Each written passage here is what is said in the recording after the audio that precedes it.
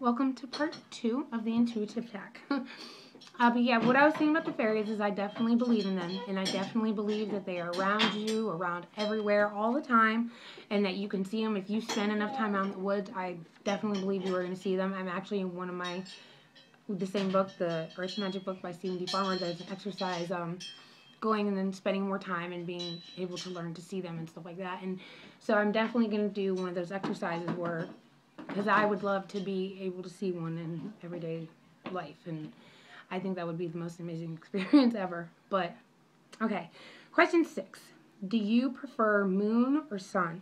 The moon. I 100% always the moon. The moon is one of the main things that drew me to witchcraft when I was a little kid. I've always had this deep and intense connection with the moon.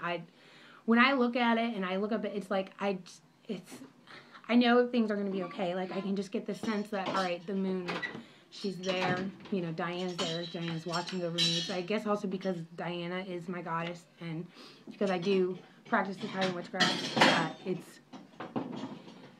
can't even explain. But yes, moon, like nighttime, I've always been a night owl. I mean, it's lately now, I'm not up as much as I'd like to be at night because I have to wake up at 4:30 every morning. But the moon, 100% the moon. So, all right, question 7. What is your favorite crystal? This one was a tough question for me. I honestly, I'm not going to lie, I couldn't choose. So let me show you real quick. These are my crystals that I connect with the most. They are all of my favorites. But I have to say, like I've said probably about in every video, my malachite, no doubt about it, is my absolute. I connect with the spirit of malachite more than anything. And then next to that, oh, I forgot my moonstone. Moonstone, absolutely next, absolute favorite. So that's on my altars right now. I really can't move it anyway. And amethyst. This is one of my lilac amethyst. This is very, very light purple. You can see that. Just barely see it.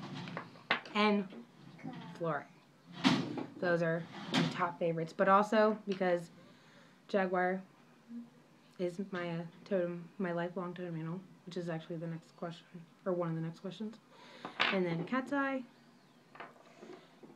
tumbled serpentine, raw serpentine, marlinite, and angelite. I haven't had enough time to connect with this one yet. I haven't worked with it fully yet, but just when I'm around, I can't not pick it up. I can't not be around it. I can't not have it near me.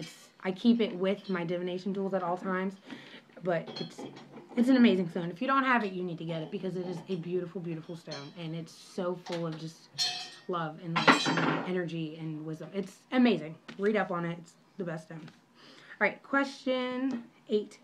Can you see spirits and spirit beings? Yes. Yes and no. When I was younger, like I said, I had a few experiences with spirits and being able to see spirits and different things.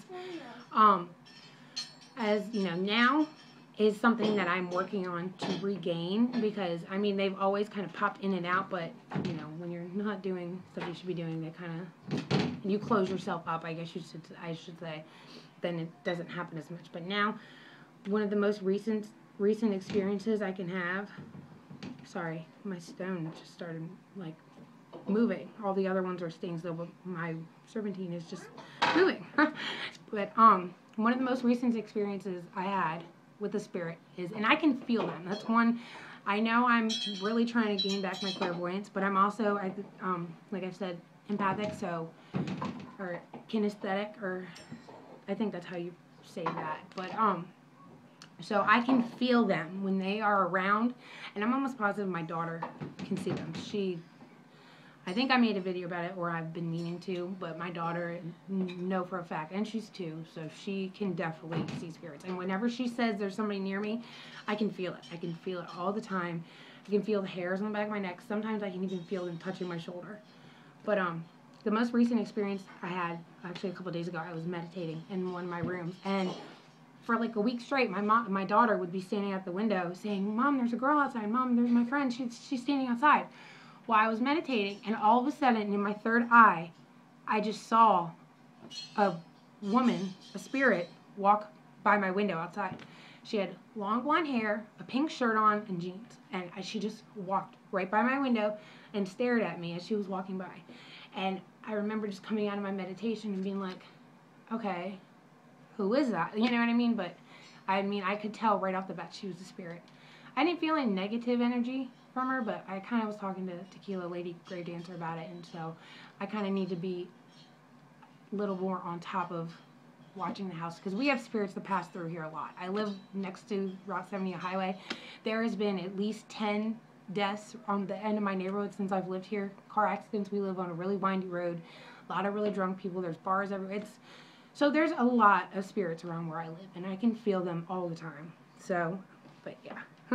Number 9. Would you rather fly on a broom, breathe underwater, grow things faster, or control fire?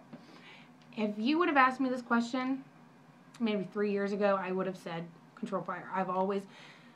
Fire was always one of the elements that I connected with the most. And now, especially being so close to the moon, and I'm water. So I would much rather breathe underwater. That is the one element now that I am so drawn to. I love them all, don't get me wrong. I work with the elements all the time. But water is my element. I've always been in love with mermaids. That was actually one of the questions I accidentally missed. So I will do that next. But I guess I'm just going to answer now. What element do you connect with most? Water. I always wanted to be a mermaid. I've always wanted just the water. It's when I'm near it and when I'm ocean. We're planning on moving to Florida. I have to move somewhere near the water. I can't.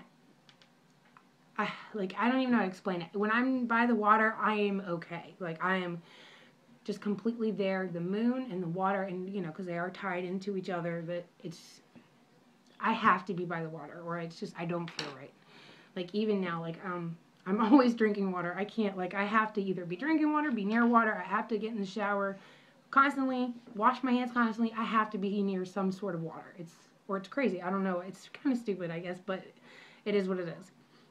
Okay, so I guess that was the only question I accidentally missed. Right. 10. What animal spirit, power animal do you connect with? The leopard, the Black Panther, and the leopard. They kind of, to me, I know they're not the same, but they are tied in with each other to me. So they pretty much are the same. This is, Daddy's not here, Ren. Come here. This is what I keep with me. It's a green quartz, and it's got my Black Panther on it.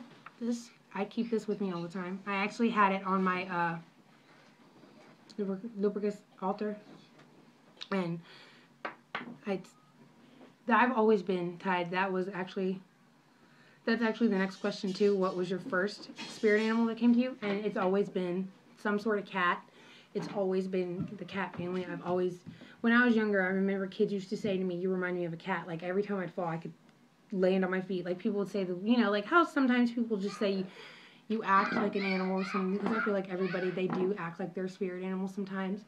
And the way I would move and the way I'd act, kids used to make fun of me and say I act like the cat. That was something I got teased for all the time, but I didn't think it was something embarrassing. When people would say that, I'd be like, thank you. That's a compliment for me, But yeah, most definitely, Black Panther, always, and the leopard. And it has a lot to do, I guess, also now with being a mother. If you look it up, that has a lot to do with motherly instincts. And one of the reasons my husband is almost my ex-husband is because we don't come to agreements when it comes to raising the kids. And I was a single mom before I met him with my son. So I'm really used to raising my kids on my own, the way I want to. And that has a lot to do with the Black Panther, the leopard. And I wouldn't say it's a bad thing, but it's probably something that I should work on. But it is what it is.